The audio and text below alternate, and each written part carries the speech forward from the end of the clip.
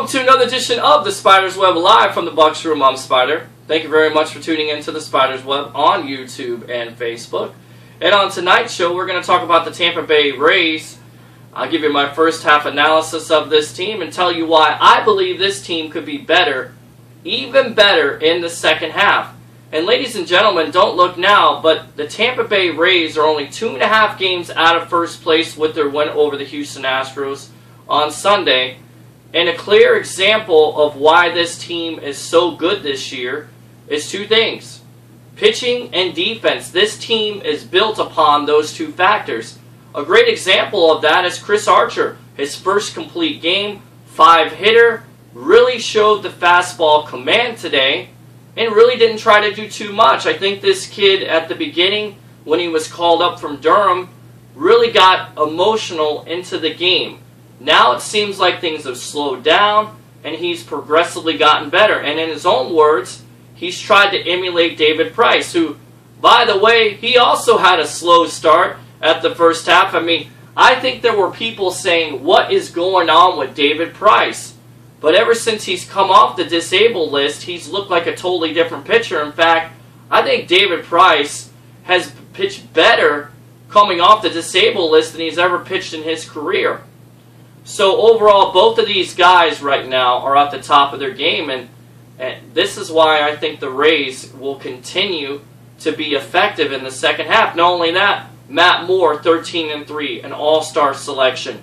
Jeremy Hellickson has picked it up. Roberto Hernandez, I don't think gets the run support, but I don't think in the long-term future or in the second half he's going to be on in this pitching rotation. I believe that he will be put in the bullpen because, lo and behold, this team is missing one of their most consistent pitchers for the last couple months, in Alex Cobb. So this is why I believe this team in the second half is only going to get better. Their pitching has been fantastic. Not only that, their bullpen, Alex Torres, they added him. He's become a weapon. He really has been unhittable at this point. Jake McGee has settled down. Joel Peralta could be an MVP of this team because he's given them so many innings. And Fernando Rodney has returned to the scene of the crime, shooting his arrows, saving games, and really giving the Rays what they needed, which is a very effective closer. So overall, the pitching has been fantastic. Now, the second thing is the defense. This is one of the things that I thought was going to improve with the addition of Yonel Escobar and Kelly Johnson. They had 36 errors last year. Excuse me, 76 errors last year. This year they have 36. The catalyst of this all has been Evan Longoria's health. He's been able to stay healthy. He's only had 4 errors. He's one of the top third basemen with his fielding percentage. And I've gone on record to say that Yonel Escobar, I believe, could be the best shortstop the Rays have ever had, even better than Jason Bartlett. And look, his defense has been spectacular.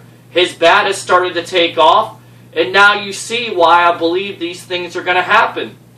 The real surprise to me was Kelly Johnson. I knew that he could hit home runs, but I never thought he could spell Longoria when Longoria was hurt.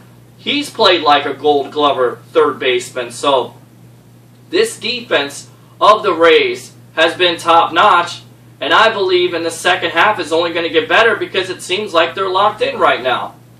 On top of that, the new additions of James Loney, of Kelly Johnson, have been very surprising, especially Loney. I mean, who would have thought a career 230, 240 hitter was going to hit 300? Who thought that Loney was going to show some power, which he has this year? I don't think there was many people. I mean, look, the Rays take these players off the scrap heap and they become very successful. I don't know what it is. I don't know if it's Joe Madden.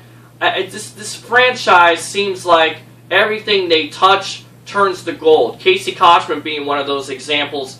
You know, not very good with the teams that he was previously with. Went to the Rays, had one of his career years. So I think the addition of James Loney has been impressive. Kelly Johnson has shown flashes of brilliance with his power.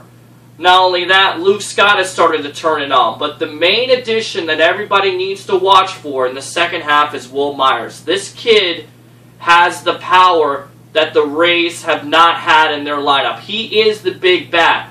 When you talk about the trading deadline in July, you're not going to have to make that trade because you already have it.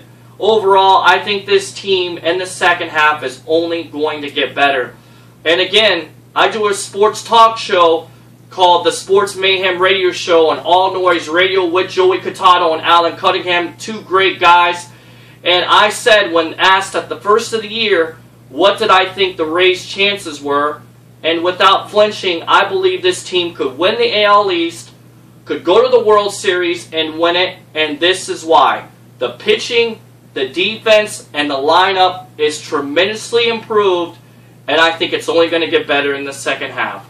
So you tell me what you think. What are the Rays going to do in the second half? Give me your thoughts. Let me know. Same Spyder time, same Spyder channel.